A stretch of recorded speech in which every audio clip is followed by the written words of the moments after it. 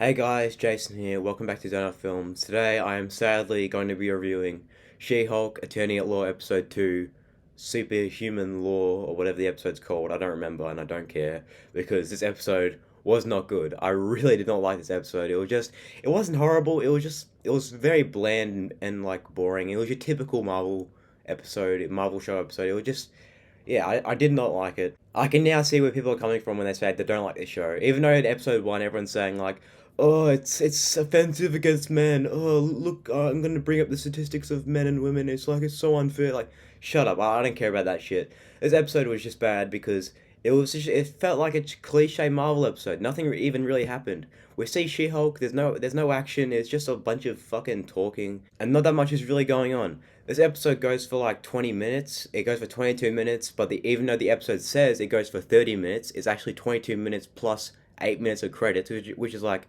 are you fucking serious? You're trying to clickbait the audience into watching that shit? This is going to be a very short review because I really don't have much to say. Last episode I was writing down notes and I'd written down like paragraphs of fucking stuff to talk about. But this episode I only wrote down like eight sentences of words because it was just there's nothing to talk about this episode. It's just really fucking boring. The episode starts off with a recap of the last episode, and then we see that Jennifer Walters' She-Hulk is famous, and then she goes to a bar with her annoying ass friend, and then we see her another annoying friend, and then we hear that She-Hulk's famous now. Oh, it's a She-Hulk, and then they say, "Oh, that's a stupid name. She-Hulk's such a stupid name. Why isn't it Chick-Hulk?" And I'm like, this feels so fucking predictable. This feels like I'm watching a fucking early 2000s superhero movie over here. I mean, you could be saying, "Oh, well, that's what they're going for. They want you to make it feel like it's an early 2000s Hulk movie. They're trying to make it all campy and shit." Like, no, shut up. It was just cringe. I just really didn't like it. The way they were like saying, "Huh, that's a stupid name. Hey guys, She-Hulk's famous. She-Hulk, She like it's like we've seen this before. I've seen this so many times in all these fucking superhero movies and TV shows. It's getting like, when are they gonna stop doing this shit? But we find out that her being famous is actually a bad thing for her job because she gets fired, and then there's a montage of her getting denied from other jobs because she's famous. And it's literally just a rip-off of No Way Home where Peter can't go to university because he's famous. It's literally a rip-off. You can say, oh, maybe they'll just make like a comedic reference because it's a comedy show, guys. Maybe it was shut up. Shut up. It was a joke. They were fucking getting lazy and they didn't know what to do, so they said, oh, No Way Home script. Oh, yeah. All right, let's do this. Let's do that. Like, it was so fucking, like, I've seen this so many times before. Anyway, she goes to her family dinner and we see her very funny family and her very quirky dad. And it's like, didn't we just see this in Miss Marvel? Like, a funny dad character who makes jokes about other superheroes, like, haha, how does Hawkeye shoot his arrows and then pick them back up? That's a pretty weird question. Haha. Like, it's like these characters are written by the same people, I swear.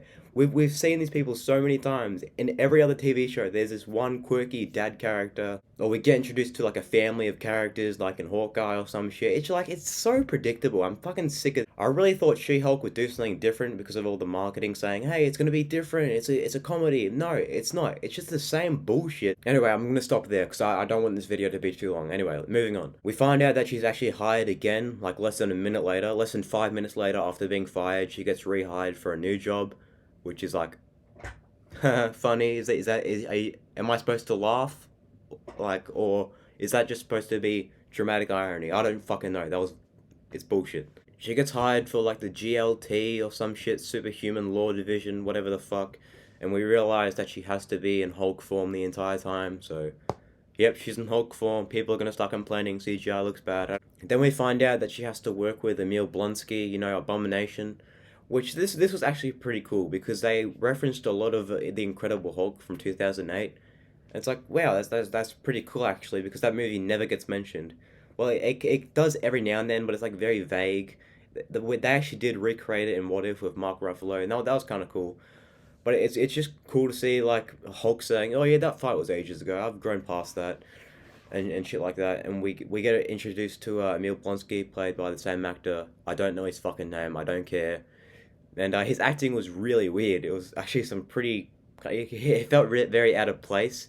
It's like, yeah, I'm a new person now. I don't do that stuff. I can change in and out of Abomination form whenever I want to, and we actually get some a pretty good in-depth conversation of what happened in Incredible Hulk, and he's saying like, "Hey, the your military gave me that super soldier serum. I was working for them."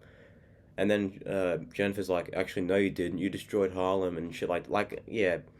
You get the idea. It was cool seeing them talk about 2008 and shit like that. So Jennifer calls Hulk or Bruce Banner and she says, "Hey, I'm supporting Emil Blonsky or whatever the fuck." And he's like, "Oh, okay, that's all cool." And then we pan out and we see that Hulk is actually on the spaceship in the first episode. He's like, I got some business to do." And obviously setting up World War Hulk or Planet Hulk or whatever the fuck it's called. I don't care. Whatever. I don't think Bruce is coming back into the series at any time at all. I think he was only supposed to be in 2 episodes, and that's it. Which is like, okay, I guess we're seeing Wong soon. So the cameos aren't done, but let's see. Oh, that's all. That's all I wrote down. That's literally all I wrote down. The ending scene is we see a scene directly ripped from Shang-Chi of it kind of explains why Abomination was out of his cell. It doesn't really explain why Wong was fighting him. I think we're going to see Wong in the next episode because Jennifer Walters is going to ask, like, "Hey, how come you were fighting Wong in the video?" But then the episode just ends like that, and I'm like, "Oh, okay, well, I'm fucked." This is going to be a very short review, and judging by how long I've been recording for, 8 minutes. I've been recording for 8 minutes. So sorry if the reviews are kind of a bit shorter than normal, but this episode was just very bland and I just did not like it. Hopefully episode 3 gets better when we see Wong. Thank you guys for watching, and what time is it? Okay, it's nearly 7 o'clock. I got to start watching Child's Play 2 because I got to review it tomorrow. So see you guys later. Bye.